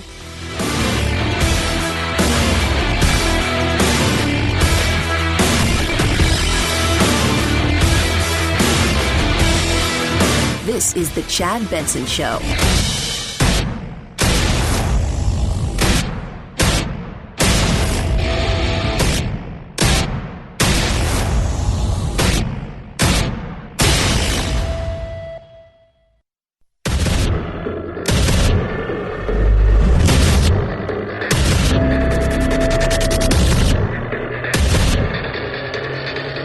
Independent thoughts, independent life. This is Chad Benson. The Surgeon General, Dr. Jerome Adams, said on Good Morning America Monday that Americans can still celebrate the holidays, but urged them to pay attention to the tips from the CDC. Do it outdoors if you can. Keep it small, ideally less than 10. When pushed on why the White House is still planning to host indoor holiday parties this season, Dr. Adams said of the CDC guidelines, "These apply to the White House, they apply to the American people. They apply to everyone. We want you to stay safe so we can get to a vaccine." Look, at some point, I think everybody in the Trump family's had it, so they can do kind of whatever they want to do, and he's doing his own thing. Anyway, the question now is that everybody asks all the time: when do we think we can get back to normalcy? When do we think we can get back to a situation where we are out there because of the vaccine, because X amount of people have already had it and they have some sort of immunity, that we are living our lives pre-coronavirus levels? Normally, with the level of efficacy we have, 95%, 70% or so of the population being immunized would allow for true herd immunity to take place. That is likely to happen somewhere in the month of May or something like that, based on our plans. I really hope and look forward to seeing that the level of negative perception of the vaccine decreases and people's acceptance increase. That's going to be critical. Absolutely. Moncef Slaoui there, guy that's been kind of heading up Operation Warp Speed. So today, AstraZeneca came out. Oxford AstraZeneca. They have their results from their vaccines. So we got Pfizer and Moderna. Initial results from the Oxford clinical trials don't appear to be good news when compared to the 95% effective vaccines reported by Pfizer and Moderna. But there is plenty for Oxford to be happy about. There's intriguing data that suggests that making changes to the dosage increases its effectiveness up to 90% protection. And there were no hospital admissions or severe symptoms reported by a single person who received the trial vaccine. The British government will also be pleased because the Oxford vaccine is far cheaper than its competitors. And unlike the others, it doesn't require complex hardware to be stored safely. Huge. That's big. Now, well, Chad, that's only 70% effective. Well, they play around with it as far as the dosage. And by doing that, that has upped its effectiveness. Remember, when we first started the, oh, my God, we got to get a vaccine portion of the program, when it came to COVID, the thought process is if we can get to 50 or so, that would be effective enough to get us back to some normal way of life. We've got 95, 94.8, and 70% with the possibility, based on, oddly enough, kind of taking some of the dosage down. Intriguingly in the results, although the headline is 70% protection, we do have a subgroup who got a half dose as the first dose, and then a full dose as the second dose, where we saw 90% protection. So half the first dose, second half, boom. All of that is great news. Still going to take a while for it to be delivered, but they're going to have a ton of dosages ready to roll across the board. We will have approaching 200 million doses of actives. Heck yeah! So this is the drug. So this substance by the end of 2020, and more than 700 million doses of active by the end of Q1 globally. That's what we want. That is a win. That is a victory. It's going to take a while. So they're looking at April, May.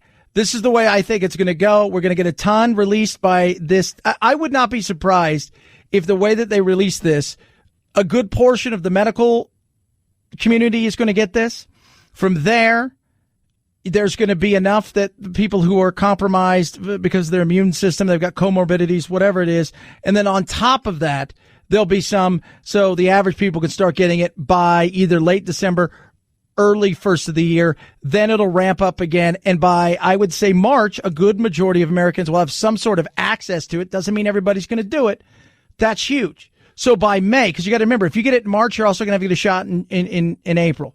So that means by May, for real, we could be looking at a situation where we're starting to get back to pre-COVID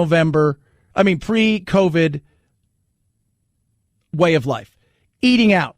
No more restrictions at night or restaurants.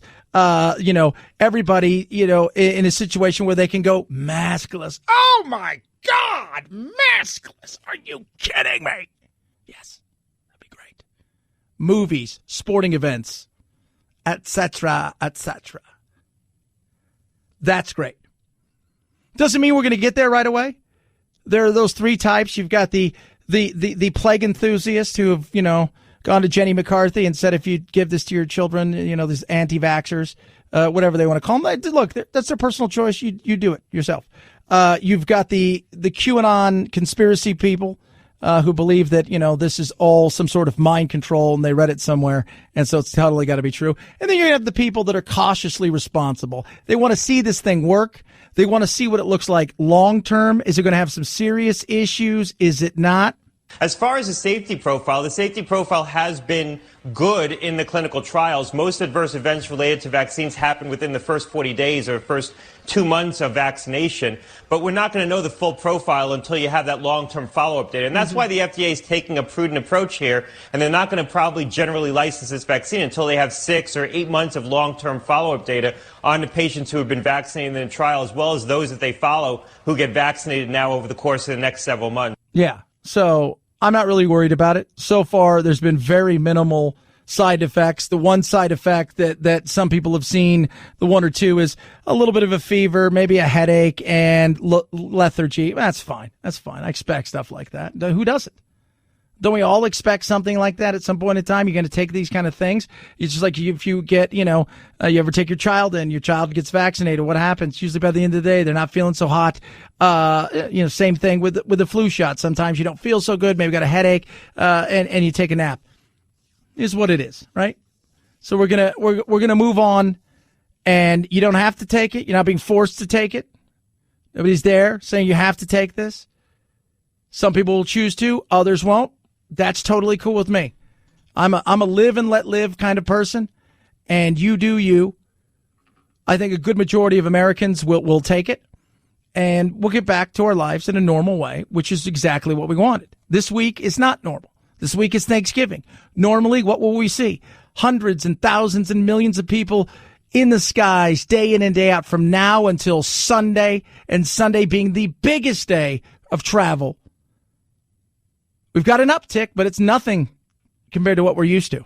Over the weekend, video went viral on Twitter of a packed airport terminal in Phoenix. Now the TSA is reporting Sunday was the busiest travel day since the beginning of the pandemic. Sunday saw over 1.4 million people pass through airport security checkpoints. That's still way down from last year, though. Over the 3-day period of Friday through Sunday, over 3 million people went through checkpoints at U.S. airports. Yeah, so now, what does that mean? Well, people are traveling. They're going to go see their family members. This is another one of those situations we take a real look at what is the risk reward. There's always a risk reward. It's a calculated risk. I'm going to go see a family member.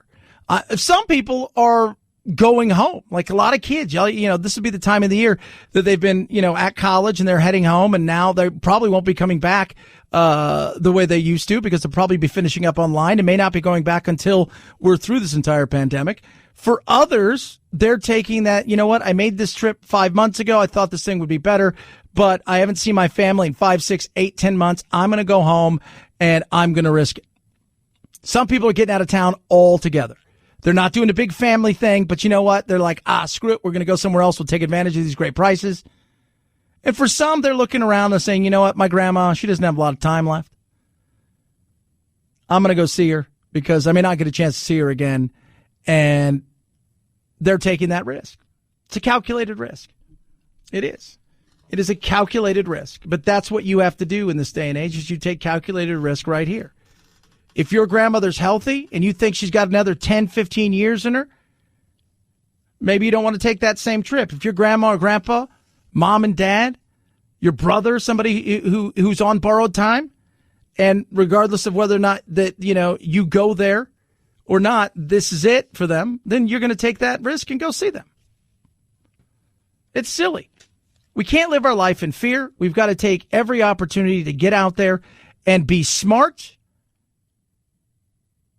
but not live in fear. It's pretty simplistic. Be smart about it. Use common sense. It's what I've been saying. You walk into a room and there's 100 people you don't recognize, and you know what? Maybe you think, it probably isn't for me at this moment in time. Maybe I'll turn around and bounce. Or I'm going to go see grandma because she's all I have left, and she's been alone for the last 7 months, and she's not doing very well. So this may be my last time to see her. Quite frankly, it's going to be. So you take that. Calculated risk. We can't live in fear. You just can't do it. We've been doing it. We watched the panic porn all day on television. We doom scroll on the internet about how this thing is. Just make smart choices. Just like if you're going to get food or whatever, it's life, you got to make some choices that are smart, but you do have to take a risk every once in a while. And I think we can do that. You want to be treated like an adult, act like an adult. You want to be treated like a child, you act like a child. Some states, their governors are treating everybody like children. Other states, they're allowing people to have individual liberties that we should be having. And sometimes those people fail. Sometimes they do. But the last time I checked, no matter how masked up you are or how restrictive you are, I still see places that are having the same results as the people who aren't restricted, who aren't being told they've got to wear a mask in their home. They're having the same results. So maybe it's time that we realize we got to learn to live with it, through it, and around it, and that help through science and medicine is on the way. 323-538-2423 at Chad Benson Show is your Twitter. Tweet, text, AMAC, Association Mature American Citizens. Fastest growing over 50 organization in the country. They have all kinds of great things. Retail, restaurant, hotel discounts, you name it, they've got it. They've got plenty of them. To join, it's about 18 cents a day. It's pretty cheap. And you get all these benefits. And on top of that, you're going to get an organization that's out there fighting for common sense immigration reform to make sure that things like Social Security as well as, Medicare are solvent. You've paid into it. Trying to make sure that these politicians understand how important our rights are and protecting those rights. You can join today, pennies a day. And it truly is something amazing. Go to amac.us/Chad, amac.us/Chad. Join today. Simple and easy. It's a great organization. They're going to treat you right. You have questions about anything from, Medicare to Social Security. They'll help you and walk you through all the steps that you need to know. amac.us/Chad, amac.us/Chad. Chad Benson Show.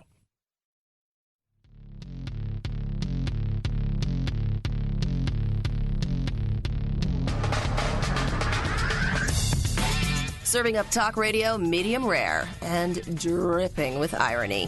It's Chad Benson. In Atlanta, thousands lining up in their cars for food, some waiting up to 18 hours for Thanksgiving meals. My family really needed it. I have 4 little ones, so this came a big help. The line outside Tyler Perry Studios stretched for 5 miles. Families unable to afford the basics. No. Some people are struggling. Tomorrow night, I'll head home, so I'm only working a couple days this week, and I'm off Wednesday. Craig Collins will be in on Wednesday and Friday. Thursday, we'll have a super fun, special Thanksgiving edition of the show. But the interesting thing about this, and it is very interesting, is when I go home on Tuesday nights, the food place by my church. So there used to be a very small thing, like out of a very really small trailer that somebody would park in front of the church and the church would give food. Now, the line stretches through my entire area and the houses, and it snakes, and it's hours among hours of people waiting in line to get food. And I expect it to be that way on Tuesday. I never did think that would ever happen, and I never think it would be this hard. Yeah. You think? No. People don't think they would ever be in this situation. A year ago, if you'd have told them they would be out of a job, facing foreclosure or being evicted, and that they would be in a food line, I think they would have said no chance. But that's the reality of what we're facing right now, and that includes things like homes. 6.6% of all mortgages are in some stage of delinquency. That's 3.3 million American homes, nearly doubling in just 9 months. The CARES Act, passed in March, protects homeowners from foreclosure, but homeowners only have 40 more days to apply if they need help, if another relief bill is not passed. And that's interesting, because I don't know when we're going to get that thing passed. It should have happened in some way, shape, or form, especially with states cracking down. Think about this: California, New York, New Jersey, big states across the country, Chicago, in particular, in Illinois, but Chicago, but you're looking at LA, San Francisco, New York City, Manhattan, Chicago, big places who are shutting down, which are huge hubs of financial markets and marketplaces. That's massive. That is absolutely massive. People are struggling, and it has a trickle-down effect across the board. So we've got to get something done. It needs to happen. Mitch needs to come to the table with an offer. Nancy wants $2.2 trillion. I think you come at $1.75. I think we get a deal done, and we make it, once again, 60 to 90 days, and we relook because we have help on the way. We're getting closer and closer to getting a vaccine that is not only going to be readily available, it is going to be efficient and good so we can get back to pre-coronavirus world and start living our lives and take back some of this damn freedom that we've allowed these idiotic governors in some places to grab. It's what we need to do. Will we? I don't know. Will they give it up? Probably not so easily, but we need to make them. 323-538-2423 at Chad Benson Show. What's that supposed to be, Chad? You advocating for violence? No, never. But know that when they grab something and they like it, and there's supposed to be a sunset on it, it's a sunset clause. Rarely does the sun ever set on said clause. So you got to make sure, go look at the Patriot Act and a few other things, that some of these things actually do go away. Because they do like a little bit of power, as we've seen. Talk a bit more about the economy. And a man saves a dog from a gator. Chad Benson Show.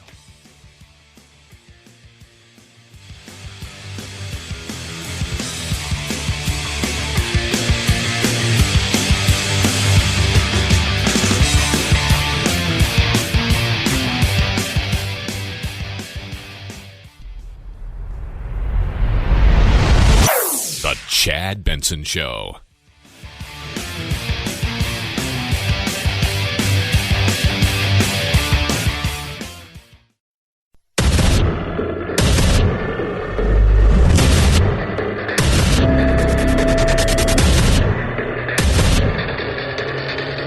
Independent thoughts, independent life. This is Chad Benson. If you've got the evidence of fraud presented, and what's happened here is, quite frankly, the conduct of the president's legal team has been a national embarrassment. Sidney Powell accusing Governor Brian Kemp of a crime on television, yet being unwilling to go on TV and defend and lay out the evidence that she supposedly has. This is outrageous conduct by any lawyer. They won't do it inside the courtroom. They allege fraud outside the courtroom, but when they go inside the courtroom, they don't plead fraud and they don't argue fraud. That's Chris Christie. He's a huge supporter of the president, and I agree 110%. Sidney Powell, they have distanced themselves from her, and she has said some stuff that's outrageous. And I get a lot of people say, well, you don't understand, Chad, it's the media. She probably has something big. I get a pushback from a lot of huge Trump supporters who believe that all this fraud was going on. And to me, and this is what I said to them, if I have something, right? So let's just say that I know that I've got something that is a case that's huge. And this isn't a big case. We're like, wow, that was huge. This is, go in your textbooks, history, one of the largest stories of all time kind of stories. Not just in our country, but globally.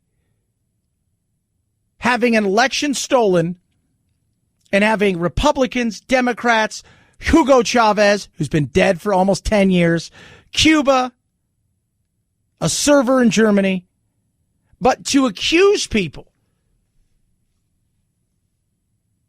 and then to have nothing to back it up, in theory, because you haven't, that's not good.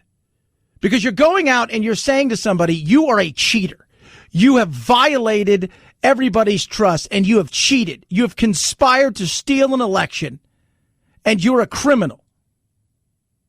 And naming that person and then having absolutely nothing out there to back it up, at least, look, I get courts, and I've always said, let this thing play out in courts. That's the way this thing's going to be. But when you drag people from the mud and you continue to flounder, that is not a good look. Georgia's probably going to be the first state I'm going to blow up. Mr. Kemp and the Secretary of State need to go with it because they're in on the Dominion scam with their award of a contract to Dominion of $100 million.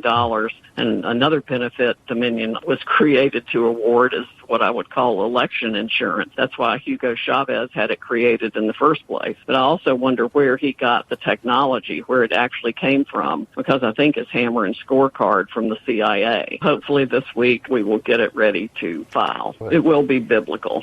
Biblical in nature. Biblical in nature, she says. So you're accusing individuals and you're using their names.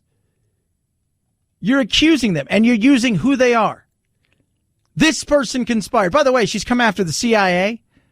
Well, here's the thing. This is the way I look at it. If you really think there's a state that's that deep, think about this for a second, right? And you may believe all this stuff, but just humor Chad Benson for moments, please. Thank you very much.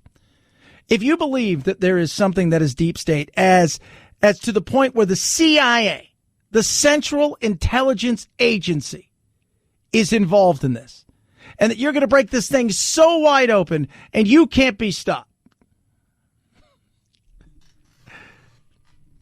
and you think you're the one that's going to do it, and this is how you're going to do it, and then it goes to levels that you cannot believe, and that nobody would want to stop you,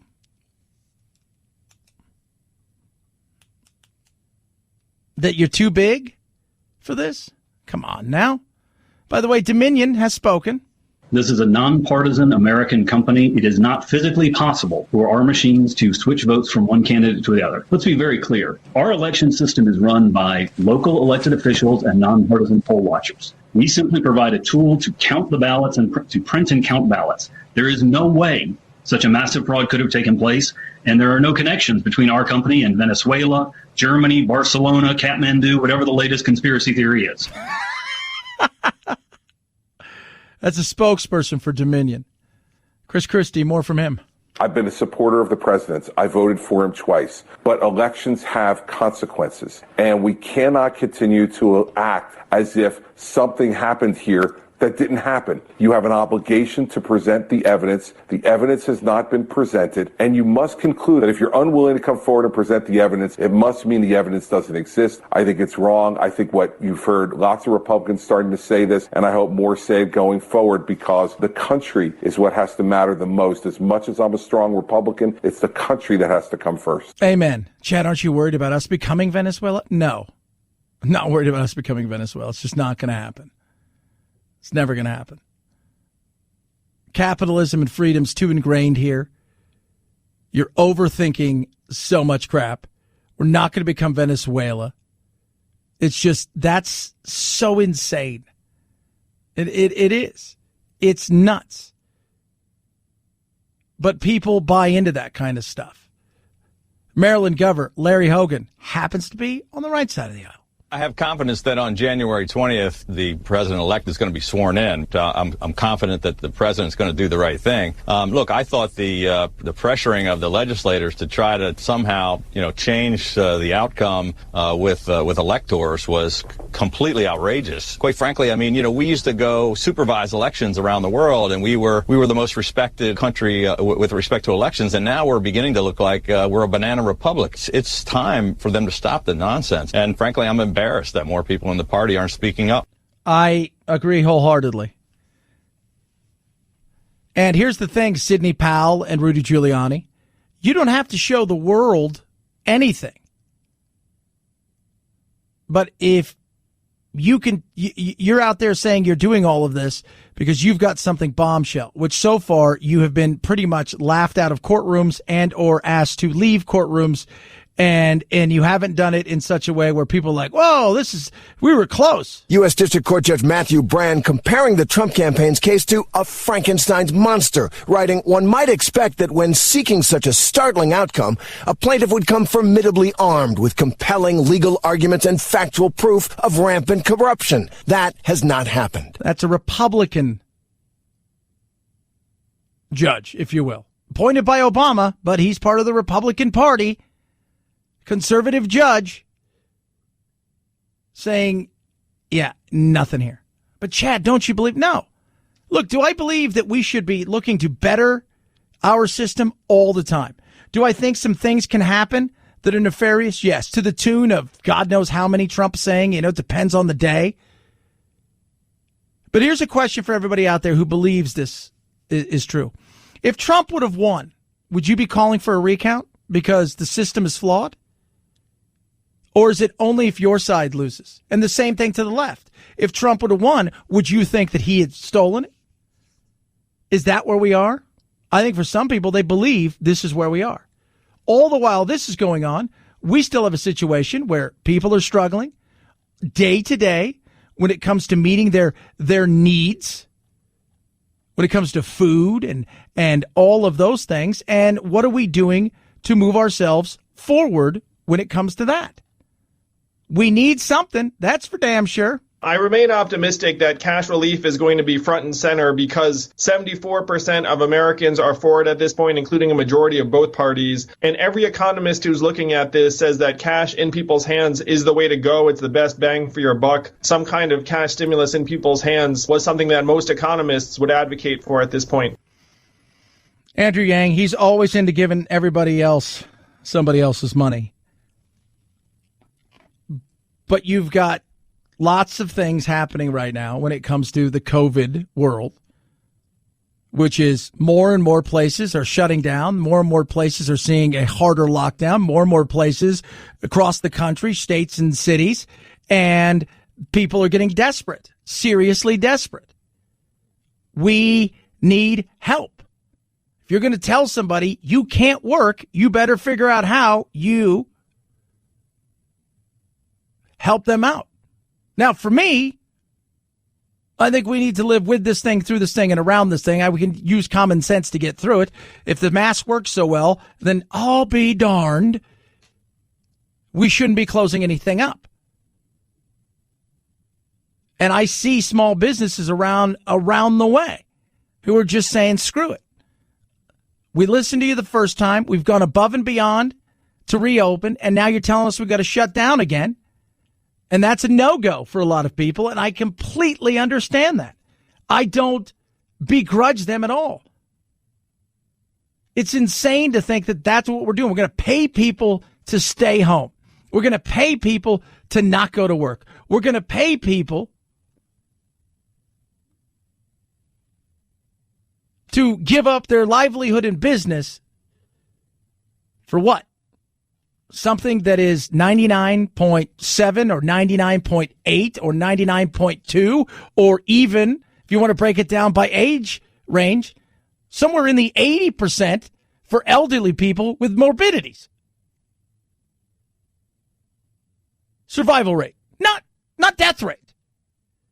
When we watch television, we think that it's 99.7% fatal, and then you're like, oh, turn it upside down. Oh, well, hold on a second.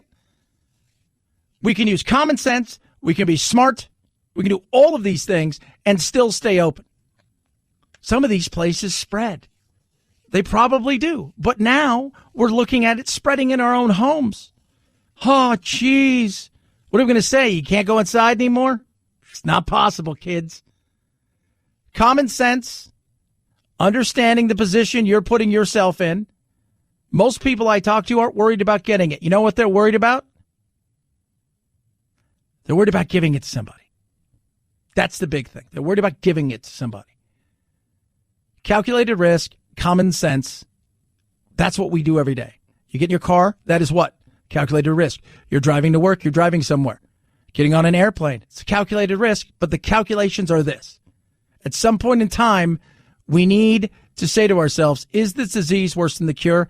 Can we be smart about it? And if we're going to force people to stay at home, we're going to cover their bills. I just find that to be completely asinine. We're paying human beings not to work. All for the sake of what?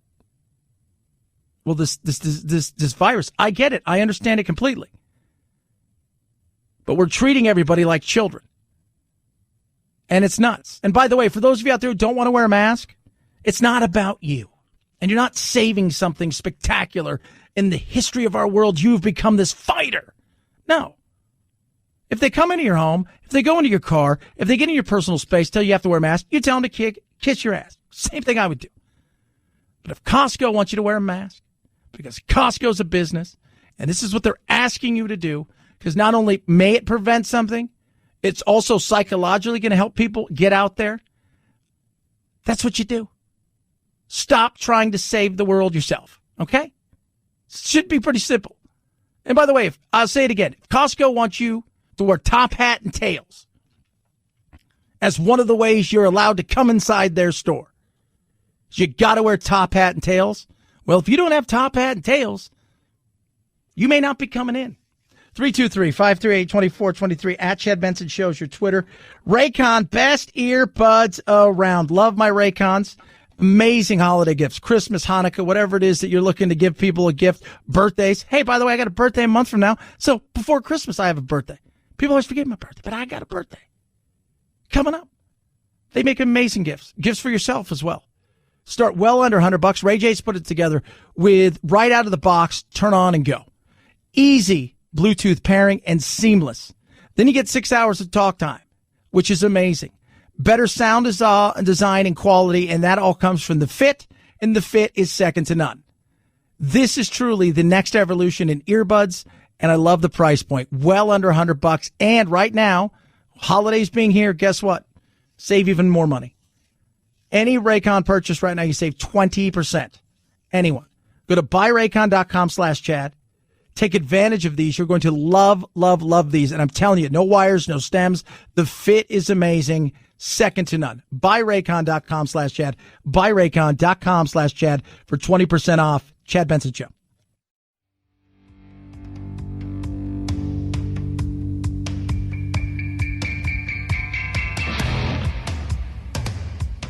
Irreverence? Yeah. So what? It's the Chad Benson Show. Children everywhere are asking, can Santa catch COVID? Well, fear not, little ones. Listen to what Dr. Fauci says about all this. Quote, Santa is exempt from all this because Santa, of all the good qualities, has a lot of good innate immunity. Santa is not going to be spreading any infections to anybody. Well, thanks for clearing that up, Dr. Fauci. Yeah. No, he's Santa Claus, Father Christmas, Père Noël. He doesn't happen, kids. That doesn't happen. Right? He is a mythical being that visits us, and we do not have to worry. He's at the North Pole. He is immune from all sicknesses because he's badass. It's all that you need to know. You don't have to worry about a thing. Just like this guy, Richard Wilbanks. If you're his dog, you know that he's here to fight for you. Because lo and behold, his little King Charles Spaniel got attacked by a gator. I was only about 3 feet away, so I just jumped in and got hold of the alligator and finally got him up to the bank and pried his jaws open and get Gunner out. Yeah, that's what he did. It's what he did. So he's walking his dog, and he said, like a missile, out of the water. Because remember, it's Florida, and in Florida, every puddle has a gator in it. Out it came.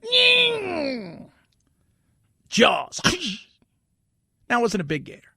Big enough for him to pick up in his hands. Probably about 3 or 4 feet, maybe 5 feet.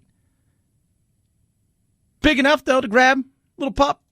Once I got him out of the alligator's mouth, then I had to worry about getting my hands out of the alligator's mouth. So, but, you know, at the time, I was just concerned about him and whether he was going to be okay.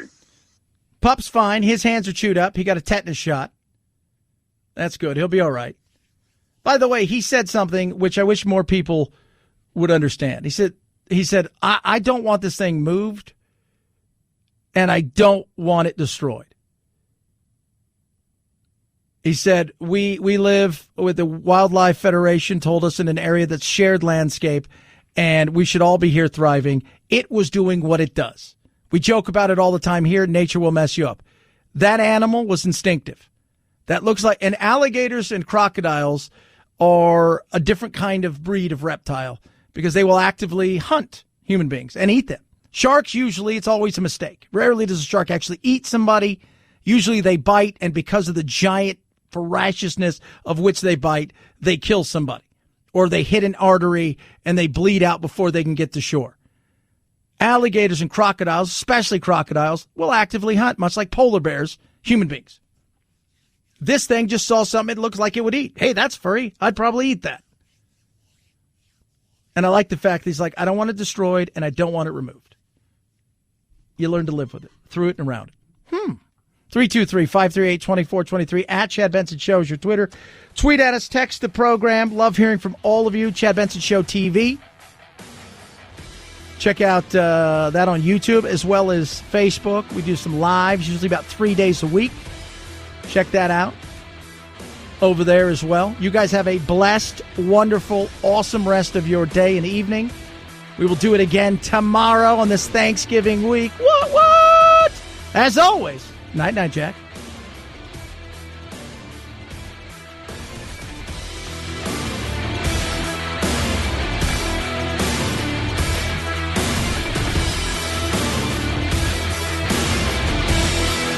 This is the Chad Benson Show.